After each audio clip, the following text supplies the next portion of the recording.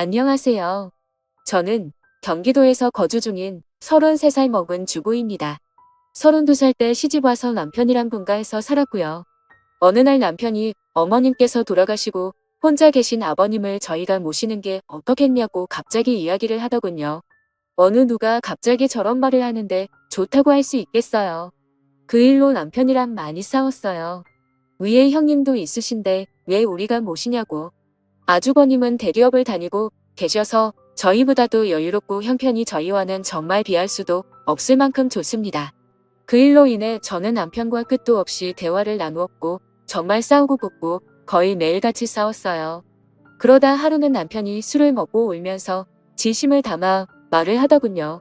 저에게 무엇이든 다른 거는 당신이 원하는 대로 하자는 거 전부 다 할 테니까 제발 이번만은 부탁 좀 들어달라고요. 그러면서 남편은 이야기를 이어갔습니다. 남편이 어릴 적에는 엄청 개구쟁이였대요. 매일 사고 치고 다니고 해서 아버님께서 매번 길 수습하러 다니셨다고 하더라고요. 남편이 어릴 때 골목에서 놀고 있는데 지나가던 중간 크기의 트럭에 받칠 뻔한 거 아버님이 보시고 남편 대신 부딪히셨는데 그것 때문에 지금도 오른쪽 어깨를 잘못 쓰신대요. 그리고 아버님 하시던 일이 노가다였는데 남편이 분 제대하고도 26살 때쯤까지 놀고 먹었더랍니다. 아버님이 남편을 늦게 낳으셔서 지금 아버님 연세가 68세 되세요. 남편은 33살이고요. 60세 넘으셨을 때도 노가다 하시면서 가족들 먹여 살리고 고생만 하셨다네요. 노가다를 오래 하면 시멘트 독이라고 하나. 하여튼 그것 때문에 손도 쩍쩍 갈라지셔서 겨울만 되면 많이 아파하신다고 하더라고요. 평생 모아 오신 재산으로 마련하셨던 조그만한 집도 아주버님이랑 남편 결혼할 때 집장만 해주신다고 파시고 지금은 월세 내면서 원룸에 들어가서 사신다고 하더라고요. 그런데 어머님까지 돌아가시고 혼자 계신 거 보니 마음이 아파서 눈물이 자주 난다고 하더라고요. 저희가 살림이 넉넉했으면 이런 걱정도 안 할 텐데요. 저는 집에서 살림을 하는 평범한 주부이고 남편은 혼자 직장을 다니는데 일반적인 중소기업을 다니고 이직한 지 얼마 되지 않아 한 달에 세후 150 정도를 벌어옵니다. 그런데 그걸로 아버님께서 오시면 아무래도 반찬도 지금보다는 더 신경을 써야 할 것 같고 여러 가지로 많이 힘들 것 같더라고요. 심지어 그때는 제가 임신을 했어서 아이가 3개월 차인데 모든 부분이 힘겹더라고요. 그럼에도 부유하셨던 형님께서는 절대 아버님을 못 모신다고 강력히 못 박으셨고 아주버님도 그럴 생각이 없다라고 남편이 말을 하더라고요. 저렇게 철벽방어를 하는데 어떻게 하겠습니까? 그리고 남편이 진심 어린 말들을 저렇게까지 했는데요. 그래서 넉 달 전부터 아버님을 모시기로 하고 저희 집으로 아버님을 모셔왔습니다. 처음에는 아버님께서 오지 않으시려고 자꾸만 거절하시더라고요. 늙은이가 가봐야 집만 되고 눈치 보인다고 하시면서요. 하지만 남편이 매일같이 설득하고 우겨서 겨우 모셔왔습니다. 모셔온 첫날부터 여러모로 정말 신경이 쓰이더라고요. 그런데 우리 아버님 매번 반찬 신경 써서 정성껏 차려드리면 그걸 드시면서도 엄청 미안해 하시면서 눈치를 보십니다. 가끔씩 고기 반찬이나 맛있는 음식을 해드리면 아버님께서는 드시지 않고 남겨두셨다가 저희 남편이 퇴근하고 돌아오면 남편을 먹이더라고요. 그리고 저 먹으라고 일부러 드시지도 않고요. 거기다가 하루는 장을 보고 집에 왔는데 아버님께서 바닥에 꿇어앉아서 걸레질을 하고 계시더라고요. 저는 그 모습을 보고 깜짝 놀라서 걸레를 빼앗으려고 했더니 괜찮다고 하시면서 끝까지 고집을 부리시면서 청소를 끝마치시더라고요. 그리고 식사를 드시고 나면 곧바로 빈 그릇을 들고 가셔서 설거지도 하십니다. 아버님께 하지 말라고 몇 번을 말씀드리고 그릇들을 뺏어도 보지만 아버님은 설거지를 하시는 게 그게 마음이 편하시답니다. 제가 왜 아버님의 마음을 모르겠어요. 이 못난 며느리 눈치 보이시니 그렇게 행동하시는 거 압니다. 그래서 저도 정말 더 마음이 아픕니다. 남편이 몰래 아버님 용돈을 드려도 그거 안 쓰고 모아 두었다가 저에게 용돈하라고 주십니다. 그렇게 저희는 부유하진 않지만 서로 애틋하고 마음을 써가면서 하루하루를 지내고 있었습니다. 그런데 어제는 정말 너무 많이 슬퍼서 펑펑 울었습니다.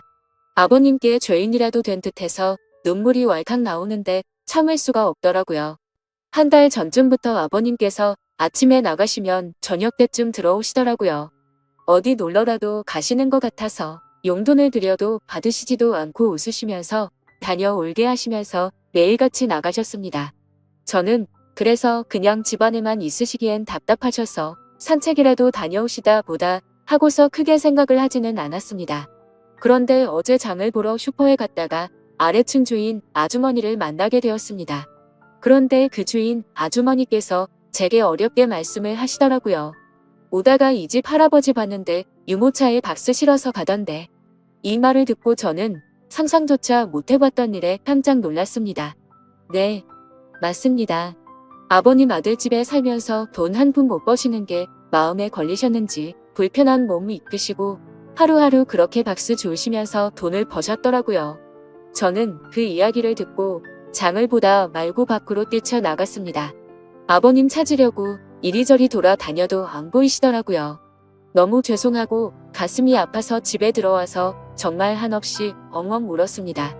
한참을 울고 나서 남편에게 전화해 오늘의 상황을 말하니 남편도 아무 말이 없더군요.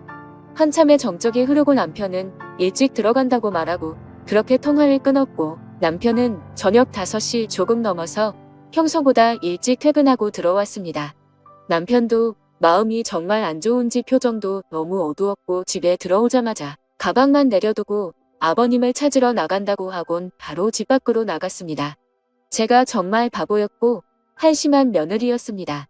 그렇게 매일같이 나가셨는데 관심을 가지고 진작 이 사실을 알았어야 했는데 말이죠. 며칠 전부터 아버님께서 저 먹으라고 봉지에 들려주시던 과일과 과자들을 받으면서도 아버님께서 사오신 것인지 일을 해서 사온 것인가라는 생각도 못했다니 정말 한심스럽습니다.